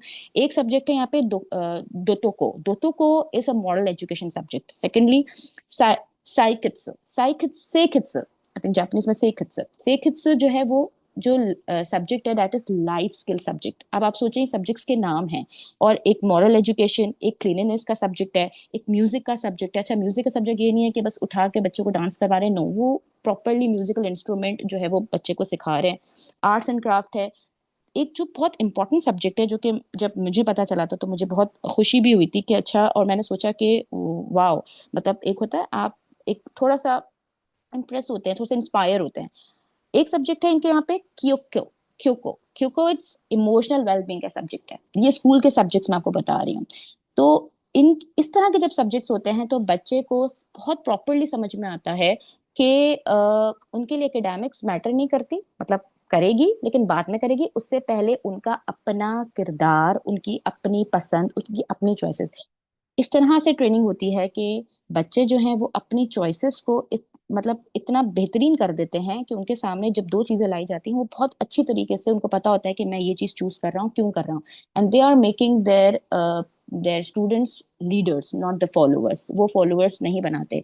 बड़ी मजे की एक बात एक जापानीज ने मुझसे कही थी कि किसी ने पूछा था उनसे, और वो उन्होंने जो जवाब दिया था वो बताती हूँ, कि उन्होंने कहा था कि पाकिस्तान, इंडिया, बांग्लादेश में बहुत ज्यादा पॉपुलेशन है और यहाँ पे यूथ बहुत ज्यादा है, लेकिन क्यों ये तीनों कंट्रीज वेस्टर्न कंट्रीज या हाईली डेवलप कंट्रीज में से नहीं है? क्यों? वजह यह है कि उन्होंने, जापानीज ने जवाब दिया था कि आपकी कंट्रीज में होता यह है कि जो मतलब आप मतलब जो आप उसको करते हैं ना, जो लीडर बनाते हैं जिसको, उसको उसके स्किल्स के बेसिस पे लीडर नहीं बनाते, बल्कि आपके यहाँ पे पर्ची सिस्टम होती है या फिर कोई और सिस्टम के थ्रू जो है ना, आपका बंदा जो है वो, आपका जो भी लीडर बनता है वो अपने स्किल्स के बेसिस पे लीडर नहीं बनता।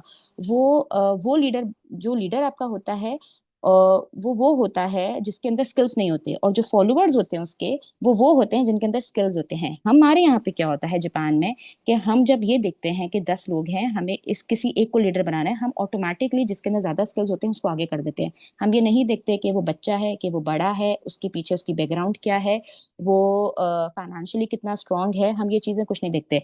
हम बस ये देखते हैं कि हम 10 लोग हैं, उसमें से किसका कौन सबसे ज्यादा जो है उसके हाईली स्किल्ड है, हाईली उसकी ज्यादा अच्छी सोच है, हाईली डेवलप्ड है, हाईली ग्रूम्ड है, हम उसको बोलते हैं कि तुम हमें लीड करो। और यही पैटर्न यहाँ जापान में फॉलो होता है। And this is the case. यही वजह है कि फॉलोअर्स एंड लीडर्स की जो डिफरेंशिएशन है ना, उससे बहुत फर्क पड़ता है कि जो ज्यादा स्किल होल्डर है वो लीडर्स की जगह पर आ जाता है। Okay, why it is important? क्यों इम्पोर्टेंट है? अगर हम सोचते हैं कि अच्छा, एक सवाल ये आता है कि अच्छा, ये सारी चीजें तो हमारे एजुकेशन सिस्टम में हो रही हैं, हम चैप्टर्स पढ़ा रहे हैं, हम बच्चों को हर तरह से ट्रेन कर रहे हैं, लेकिन फिर भी हमें असर नजर क्यों नहीं आ रहा? सबसे पहले इम्पोर्टेंट इसलिए है क्योंकि हम क्या, ये सवाल हर टीचर को अपने से करना चाहिए, या प्रिंसिपल्स करे या एडमिनिस्ट्रेटर्स करे, कि क्या बच्चे को हमने इतनी इनर स्ट्रेंथ दे दी? क्या हमारे ऑब्जेक्टिव्स में ये चीज होनी चाहिए कि क्या बच्चे के अंदर इतना हमने टूल किट बच्चे को दे दिया, स्कूल लेवल के बच्चे को, जब वो पास आउट होके जा रहा है, कि वो अपनी जिंदगी के सारे चैलेंजेस को फेस कर सकता है? नंबर 1, ये बहुत इंपॉर्टेंट है, बहुत इंपॉर्टेंट है। सेकेंडली, कि उसके अंदर जो सेंस ऑफ आइडेंटिटी है, आइडेंटिटी 2 तरह की होती है, एक तो कंट्री की आइडेंटिटी होती है और एक रिलीजन की होती है। हम जहां पर भी जाएंगे हम पाकिस्तानी हैं, ठीक है, और बीइंग अ पाकिस्तानी, हमें कहीं पर भी, हमें कोई भी लेट डाउन नहीं कर सकता। मसला ये है कि आजकल का जो यूथ है पाकिस्तान का, वो खुद पाकिस्तानियत होने पर, पाकिस्तानी होने के ऊपर शर्म महसूस करता है। और बाहर जब बच्चे जो ओवरसीज पाकिस्तानी है उनका तो हाल फिर अलग ही है। इसके अलावा जो बाहर पाकिस्तानी, जो ओवरसीज पाकिस्तानी जो बाहर मुस्लिम्स रहते हैं, उनको भी मैंने, क्योंकि यहाँ मैं रहती हूँ, मैंने खैर एक्सपीरियंस किया है कि यहाँ पे जो हमारे मुस्लिम बच्चे हैं उनके अंदर भी जो सेंस ऑफ आइडेंटिटी है ना, कि हम मुसलमान हैं, वो बहुत ज्यादा शेकी है। मतलब बच्चे समझते हैं कि हम मुसलमान क्यों हुए। तो एक जो सेंस ऑफ आइडेंटिटी है ना, वो बहुत शैटर करती है। इसी वजह से this is the way why the nurturing is very important. Number 3 is that kindness and ethics to live with others. हम क्या, हमारे बच्चे या हम खुद जब बड़े हो जाते हैं, क्या इतनी काइंडनेस है, क्या इतने एथिकल वैल्यूज हमने बच्चे को दे दिए, हमारे एजुकेशन सिस्टम ने, क्या टीचर्स ने इतनी हार्ड वर्किंग कर ली बच्चे के ऊपर कि वो काइंडनेस के साथ दुनिया में चल सके? या चलें बीइंग अ पाकिस्तानी ही वो दुनिया में पाकिस्तानियत का जो एक अच्छा नाम है वो क्रिएट कर सकें, वो एक अच्छी आइडेंटिटी अपनी बनाकर दुनिया को दिखा सकें। नो, यहाँ पर आई एम सो सॉरी बट हमें सबको पता है कि बीइंग अ पाकिस्तानी भी हम बहुत फेल्ड होते हैं, हम बहुत पीछे हैं, और हमें पाकिस्तानी होने की वजह से भी बहुत सारी जगहों पर हमें वीज़ा इश्यूज नहीं होते, हमें बहुत सारे दीगर मसाइल का शिकार होता है। Number fourth is the ability to think feel and reflect. ये बहुत ज़रूरी है, बहुत ज़रूरी है। हमारी एजुकेशन सिस्टम हमें ना तो सोचना सिखा रही है, ना हमें फील करना सिखा रही है किसी और के दुख दर्द, ना हम रिफ्लेक्ट करते हैं। इतनी ज़्यादा जो है लाइफ मटेरियलिस्टिक हो चुकी है, और ये चीज़ सिखाई भी नहीं जा रही। पहले शायद 20-25 साल पहले सिखाई जाती होगी, लेकिन अब नो वे। ना तो हमारे अंदर ग्रोथ की एक कोई लगन रह गई है। हम ग्रो होना नहीं चाहते, हम समझते हैं, हम चाहते हैं कि हम जहाँ पर भी हैं वो बिल्कुल ठीक है, और ना ही हमारे बच्चों के पास इन चीज़ों की डेफिनेशन है। I am so sorry to say, but मैंने यहाँ पे स्टूडेंट्स देखे हैं, मैंने पाकिस्तान में भी स्टूडेंट्स देखे हैं, इवन हम भी खुद इस तरह से गुजरे हैं अपने फैमिली अपने एजुकेशन दौर से, कि इन सारी चीज़ों पर हम सोच ही नहीं सकते थे। मैं यहाँ जापान में देखती हूँ कि ये सारी चीज़ों पर बात की जाती है, बच्चों को सिखाया जाता है, एक बहुत अच्छी एक्टिविटी कराई जाती है क्लास 1 से। यहाँ पर एक फ्री बुक दी जाती है, गवर्नमेंट की तरफ से होती है। उसमें बच्चे से ये कहा जाता है कि रोजाना 20 मिनट जो है ना, आपने घर जाकर, ये होमवर्क होता है कि आपके थॉट्स, जो भी थॉट्स आ रहे हैं ना, आप उस पर लिखें, जो लिखना चाहते हैं लिखें। इट्स फ्री राइटिंग, अपने थॉट्स को लिखना है। अच्छा, शुरू में तो ऑब्वियसली बच्चे रिलक्टेंट होते हैं, बच्चों की इतनी ग्रूमिंग नहीं हुई होती, बच्चों की इतनी स्किल्स डेवलप नहीं होती राइटिंग की कि उनको अपने इमोशंस को एक्सप्रेस कैसे करना है, लिखना कैसे है। लेकिन मैं खुद देखती हूँ, मैंने अपने बच्चों के साथ ये चीज़ देखी है कि स्टार्टिंग में नहीं थे, लेकिन अब वो खुद जो है उनको समझ आ गया है, उनको वो एक्सप्रेस कर सकते हैं, वो लिख सकते हैं। यहीं से स्टार्ट करते हैं डेली डायरी। अभी यहाँ पे वेकेशंस चल रहे हैं, ठीक है, तो वेकेशंस में एक होमवर्क मिलता है यहाँ पर कि आपने रोजाना अपने थॉट्स लिखने हैं कि आज आपको कैसा फील हुआ, आज आप कहाँ गए, like daily diary. And it's a part of the education system. यहाँ पे ये पूरे जापान में it's a part of the education system. तो इससे भी जो है ना बहुत फर्क पड़ता है कि बच्चों को सब जो reflection and growth and thinking and feeling के जो स्किल्स है ना, वो हम इस तरह से बच्चे में डेवलप कर सकते हैं। ओके, हम चाह रहे हैं कि एक बच्चा नर्चर्ड हो, एक बच्चा मतलब एक आइडियल बच्चा जो हम यहाँ पर देख रहे हैं, एक स्टूडेंट देख रहे हैं, वो हम कैसा देख रहे हैं, हमें क्या चाहिए, हमारी ऑब्जेक्टिव क्या है। First of all, we want an emotionally secure person, right. Emotionally secured student या कोई भी ह्यूमन बीइंग कौन होता है, जिसका हार्ट अच्छा हो, प्योरिफिकेशन ऑफ हार्ट हो, ये हमारे दीन में भी है। इमोशंस उसके बिल्कुल इमोशनली वो बहुत इंटेलिजेंट हो, उसके रिलेशनशिप्स बहुत अच्छे हों, वो दूसरों के साथ रिलेशनशिप को बहुत अच्छी तरह से मेंटेन भी करता है और बना भी सकता हो, और उसके जो कनेक्शंस है ना वो बहुत मीनिंगफुल हो हर चीज में। उसको कहीं पर भी कहीं डिप्रेशन नहीं हो, कहीं पर भी फ्रस्ट्रेशन नहीं हो, उसको पता हो कि मैं कुछ कर रहा हूँ, या फिर उसको नो करना आता हो। अगर कहीं पर भी बच्चा अपने जिंदगी में, अपनी लाइफ में या अपनी प्रोफेशनल लाइफ में, अपनी पर्सनल लाइफ में, अपने स्कूल लाइफ में, अपने कॉलेज लाइफ में, अपनी यूनिवर्सिटी लाइफ में, उसको सब पता होना चाहिए। उसको इतना वो ट्रेंड हो जाए कि उसको पता हो कि अगर वो कोई चीज नहीं अडॉप्ट कर रहा या कोई चीज वो नहीं चूज कर रहा, तो वो क्यों नहीं चूज कर रहा। मुझे ये चीज बहुत अच्छी लगती है, जब जापानीज बच्चे जो हैं, जो 16-17 ईयर्स के होते हैं, ऑल्दो 16-17 ईयर्स बहुत ज्यादा उम्र नहीं है, लेकिन वो इतने कॉन्फिडेंट होते हैं कि अगर वो किसी भी चीज पे नो कर रहे होते हैं, उनके पास सॉलिड पूरी रीजन होती है कि वो नो क्यों कर रहे हैं, और ये चीजें उनको उनके एजुकेशन सिस्टम सिखा रही है। Secondly, value based education, empathy, honesty, responsibility, respect, self improvement, development of life skills, ये सब चीजें जो है ना वो एजुकेशन सिस्टम का पार्ट होती हैं, और ये सब चीजें हमें एजुकेशन के थ्रू ही मिलती हैं, लाइक स्कूल के ही थ्रू मिलती हैं। जापान में मैं आपको बताऊं कि यहाँ पर पूरा एजुकेशन सिस्टम इन लोगों का ऐसा है कि यहाँ समझ लें कि 1 घंटा या 2 घंटा सिर्फ मॉरल जो इनकी जो 2 फॉर्मल सब्जेक्ट्स हैं उसके ऊपर पढ़ाई होती है। इसके अलावा पूरा दिन जो है इस तरह से मेंटेन्ड है, इस तरह से इन्होंने बनाया है कि उसमें ये सारी वैल्यूज की जो है ना, जो वैल्यू बेस्ड एजुकेशन है, उन सब की प्रैक्टिस होती है। यहाँ पे बच्चे मिलकर खाना खाते हैं, और खाना खाने से 1 घंटा पहले उनकी प्रिपरेशन स्टार्ट होती है। उनको सिखाया जाता है डिसिप्लिन, उनको सिखाया जाता है अपनी बारी का इंतजार, बिकॉज यहाँ पे स्कूल लंचेस जो हैं वो स्कूल से मिलते हैं और एक जैसा लंच सब बच्चे खाते हैं। अच्छा, यहाँ पर हेल्पर्स होते हैं, बच्चों की बारियां लगती हैं कि वो दो दो बच्चों की रोजाना बारी लगती है। दे हैव टर्न्स के आप दूसरे बच्चों को प्रोवाइड करेंगे खाना, और किचन से खाना आता है, लेकर आते हैं, और ये सारे काम जो होते हैं रोजाना होते हैं, और 1 घंटा इनको सिर्फ इस सब कामों में लगता है। They have their different uniform होता है, वो अपने यूनिफॉर्म के ऊपर वो लंच सूट पहनते हैं, और इससे उनको ये सिखाया जा रहा है कि पेशेंस, इसमें ये सिखाया जा रहा है ग्रैटिट्यूड। हर बच्चा एक जैसी चीज खा रहा है, टीचर भी उनके साथ बैठकर खा रहा है। जो कनेक्शन बनती है, जो ये रिलेशनशिप बनती है, और उनको ये चीज सिखाई जा रही है, और ग्रैटिट्यूड। इनके खैर जापानीज में ये लोग अपनी दुआ मांगते हैं। खैर हम अपने मुस्लिम बच्चों को मना करते हैं, बिकॉज उसमें कुछ इस तरह की वर्डिंग्स होते हैं जिससे ज़ाहिर है हम मुसलमान हैं तो हम नहीं वो वर्डिंग्स बोल सकते। लेकिन वो वर्डिंग्स में ये होता है कि उसमें वो शुक्र करते हैं, सबसे पहले खाना खाने से पहले वो शुक्र अदा करते हैं कि हमारे पास ये प्लेट है। और यहाँ पर खाने को कंप्लीटली खत्म करना जो है वो जरूरी है पूरे जापान में। ये और ये सब चीजें जो है ना स्कूल लेवल से स्टार्ट की जाती हैं। स्कूल में इन लोगों को अलाउ नहीं है बच्चों को कि वो एक grain, just only single grain भी वो प्लेट पे छोड़ दें।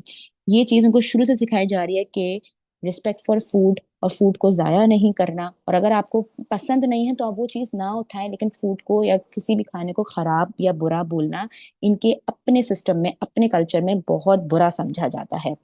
तो ये चीजें जो हैं, अब जब यही बच्चे बड़े होते हैं तो आप यहाँ पे इनके रेस्टोरेंट में देख लें, इनके अंदर सेल्फ डिसिप्लिन देख लें। इवन दाउ प्लेग्राउंड में भी यहाँ पर बच्चे जो हैं वो बहुत ज्यादा मतलब टर्न बाय टर्न जाते हैं, लाइक स्लाइड्स ले रहे हैं तो उनको पता है कि हमारे मतलब उनको पता है कि एक बच्चा जब पूरी स्लाइड ले लेगा उसके बाद हमने जाना है।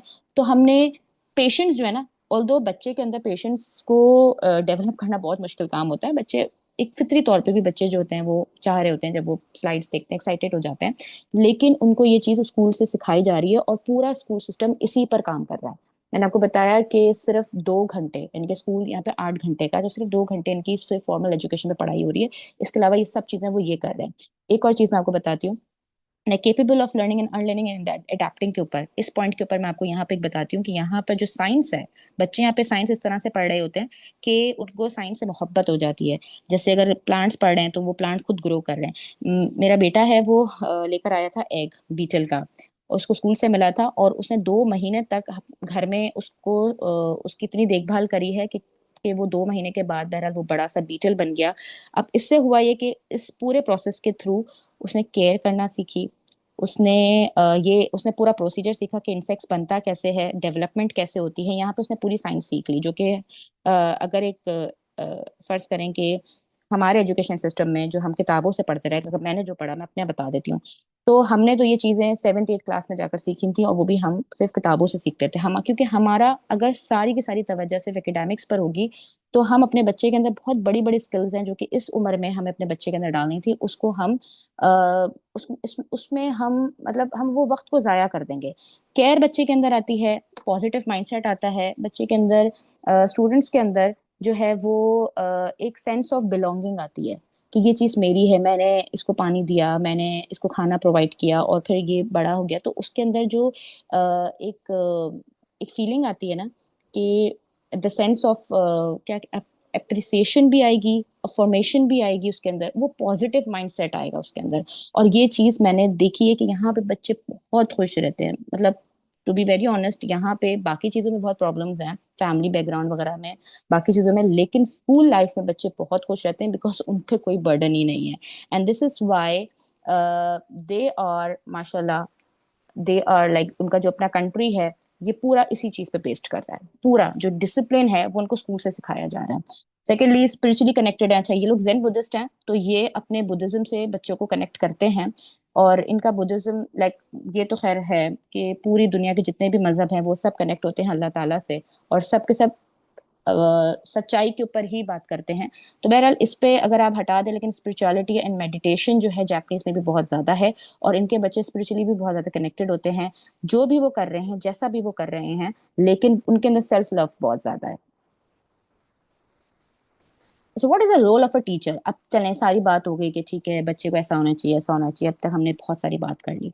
अब टीचर क्या करे, मतलब टीचर को कैसा होना चाहिए? अब इस तरह का अगर हमने एक बच्चा बड़ा करना है तो टीचर को कैसा होना चाहिए।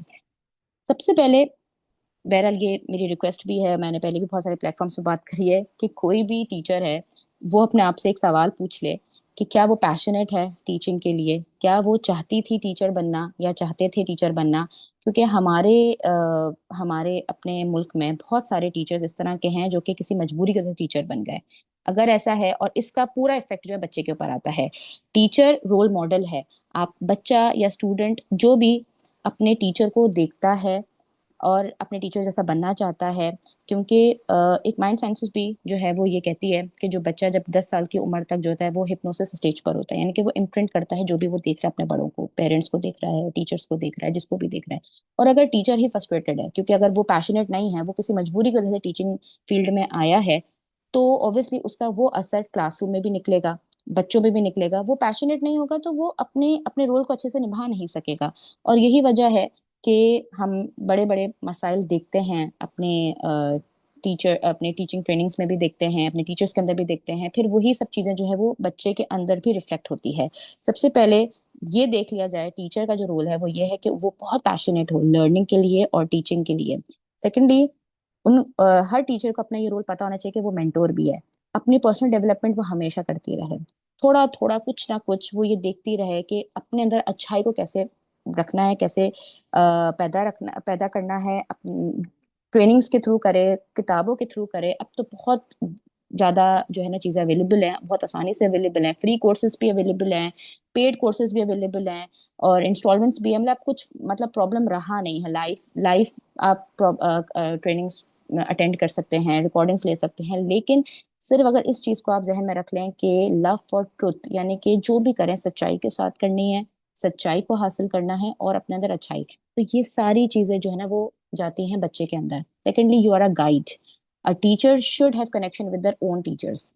गाइड का काम ये होता है कि सिर्फ यू कैन नॉट, आपने ये सुना होगा कि you cannot pour from an empty cup.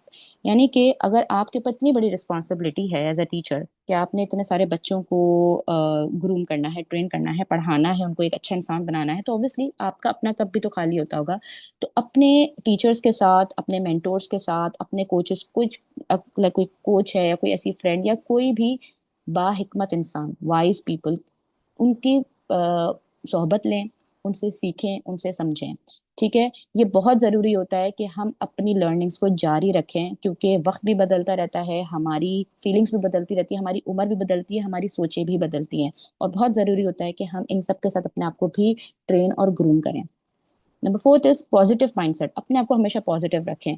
जो पॉजिटिव जिसका माइंडसेट नहीं होगा टीचर का, तो उसकी सारी जो नेगेटिविटी है या उसकी जो भी अगर वो इमोशनली अनहील्ड है, उसकी ये सारी चीजें बच्चे के ऊपर असर अंदाज होंगी, उसकी एजुकेशन में असर अंदाज होंगी। और ये चीजें हम देखते भी हैं, एंड इट्स वेरी कॉमन कि अ teacher should have their own bigger bigger goals. Teacher के अपने खुद के पास, यानी कि स्टूडेंट को पता होना चाहिए।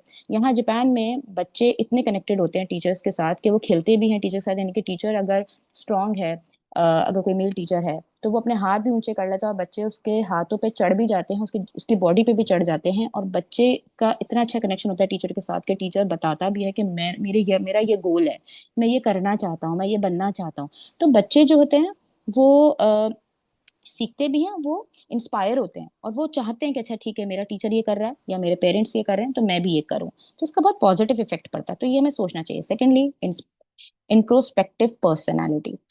टीचर की ये बार बार लास्ट स्लाइड्स में भी ये बात गुजरी है कि रिफ्लेक्टिव जर्नल्स अपने पास मेंटेन करें। रिफ्लेक्शन बहुत जरूरी है।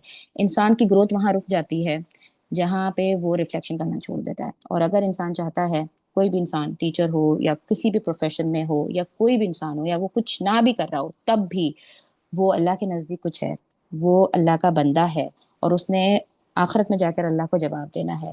इसीलिए जो रिफ्लेक्टिव प्रैक्टिसेस है उसको हमेशा जारी रखें, और ये इबादत के ज़िम्मे में आती है। तो टीचर्स के लिए एक और टिप है कि प्लीज, या फिर इनका ये काम है कि अगर वो ये काम नहीं करते तो वो ये काम करना शुरू करें कि अपने पास रिफ्लेक्टिव जर्नल रखें, और उस पर अपने इमोशंस के बारे में लिखें, अपने फीलिंग्स के बारे में लिखें। अगर आपको लिखने का शौक नहीं भी है तो आप ड्राइंग्स कर दें, कुछ भी ऐसा करें, बट एटलीस्ट आप सेल्फ एक्सप्रेशन जो है वो होनी चाहिए किसी भी तरह से, अगर किसी से बात कर सकें। लेकिन रिफ्लेक्टिव जर्नल बहुत ज्यादा फायदेमंद होता है। तो ये सोचें जरूर, अगर नहीं लिख सकते तो एटलीस्ट 10 मिनट रोजाना अपने लिए निकालें और ये सोचें। और जब एक टीचर इतना ग्रूम्ड होता है, इतना नर्चर्ड होता है, तो ही वो अपने बच्चों को या अपने स्टूडेंट्स को नर्चर करेगा। ओके, दोबारा से वही वाली बातें आ जाएंगी। मैं बस बहुत क्विकली बता देती हूँ कि इमोशनली इंटेलिजेंट टीचर को होना चाहिए अगर उसको बच्चों को इमोशनली इंटेलिजेंट करना है। इफेक्टिव कम्युनिकेशन स्किल्स होनी चाहिए। मैं आपको जापान का एक यहाँ की एक बात बताती हूँ। जैसे emotional communication, effective communication skills के ऊपर यहाँ पे सुसाइड रेट बहुत ज्यादा है। अच्छा, जितनी भी अच्छाई है, जितनी भी अच्छी बातें हैं, जितनी भी पॉजिटिव चीजें आपको इंटरनेट पे मिल जाएंगी, आपने दूसरों से सुनी होंगी, आपने एजुकेशन सिस्टम में जब पढ़ा होगा तब आपने जापान एजुकेशन सिस्टम के बारे में पढ़ा होगा, सब कुछ ठीक है। लेकिन यहाँ का एक बहुत बड़ा प्रॉब्लम है कि यहाँ पे पिछले 2 सालों से, क्योंकि मेरे बच्चे पिछले 2 सालों से यहाँ पे स्कूल में पढ़ रहे हैं, तो पिछले 2 सालों से हमारे पास एक लेटर आता है जो कि हर साल आता है कि तकरीबन 500 बच्चे, पिछले साल 523 थे, उससे पिछले साल 524 थे, कि 500 इतने बच्चों ने एलिमेंट्री के सुसाइड किया है। ओके, सुसाइड किया है, क्यों किया है, उसके रीजंस बहुत डिफरेंट हैं। हम अगर मैं उसके रीजंस पे जाऊंगी तो ये ऑफ टॉपिक हो जाएगा, इसलिए बस मैं ये बताती हूँ कि छुट्टियों के बाद, यानी कि जब यहाँ पे वेकेशंस होती हैं, वेकेशंस के बाद इनके रिसर्च के मुताबिक, जापानीज जो अथॉरिटीज हैं उनके रिसर्च के मुताबिक, जो समर वेकेशंस खत्म होती हैं तो उसके बाद बच्चे सुसाइड करते हैं मोस्टली। तो जब छुट्टियों से पहले हम लोग के पास बहुत लेटर्स आते हैं कि बच्चों से ये बात करनी है, ये बात करनी है, और टीचर्स अपने पर्सनल नंबर्स भी देते हैं। पूरे पूरे मतलब अदारे यहाँ पर काम कर रहे हैं जो कि सिर्फ बच्चों के इस बात पर काम कर रहे हैं कि बच्चा बस कम्युनिकेट करे और किस तरह से, मतलब they are available for effective communication. तो इसका बहुत इम्पैक्ट पड़ता है। अगर बच्चे, हो सकता है बच्चे के पेरेंट्स ना करते हैं, लेकिन बीइंग अ टीचर आप अपने हर बच्चे के साथ इफेक्टिव कम्युनिकेशन स्किल्स मेंटेन करें, सॉरी इफेक्टिव कम्युनिकेशंस को मेंटेन करें अच्छी तरह से। मतलब सोचें कि आप ये देखें, आपके पास इतनी फुर्सत होनी चाहिए कि आपको पता होना चाहिए कि क्लास में कोई बच्चा है, कोई स्टूडेंट है, वो दो मतलब बहुत फ्रैंक है या बहुत हंसता हंसता बोलता है, लेकिन एकदम से वो खामोश क्यों हो गया, उससे बात करें और अपनी पर्सनालिटी को ऐसा बनाएं कि हर बच्चा जो है ना वो आपसे बहुत आसानी से बात कर ले। तो कम्युनिकेशन स्किल्स बहुत मैटर करती है। और लैक ऑफ कम्युनिकेशन स्किल्स की वजह से, बहरहाल जो जापानीज अथॉरिटीज बताती हैं कि लैक ऑफ कम्युनिकेशन स्किल्स ही की वजह से बच्चे सुसाइड की तरफ जाते हैं। एनीवेज, ग्रोथ माइंडसेट, ये हम पहले बात कर चुके हैं। स्पिरिचुअली अवेयर होना बहुत जरूरी है। जब हम स्पिरिचुअली टीचर जब स्पिरिचुअली अवेयर होंगे, जब उनका लाइक वो जब खुद डीप होंगे, तो ऑब्वियसली वो बच्चों को या स्टूडेंट्स को वो इतना डीपली समझेंगे, तभी उनको वो एक कॉन्फिडेंट ह्यूमन बीइंग बनाएंगे।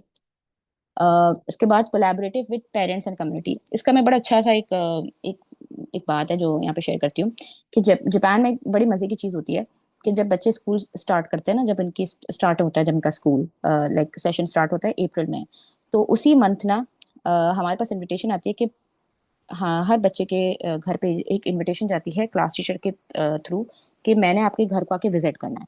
अच्छा, क्लास टीचर हर बच्चे के घर जाकर विजिट करती है। हाँ, वो पहले से बात कर लेते हैं कि पेरेंट्स की अवेलेबिलिटी और उनके आसानी के मुताबिक ही पहले से बात हो जाती है, और टीचर घर आते हैं, घर पर आकर बैठते हैं और घर का अच्छा, घर पर आकर बैठते हैं, आपके बच्चे की प्रोग्रेस आपसे शेयर करते हैं।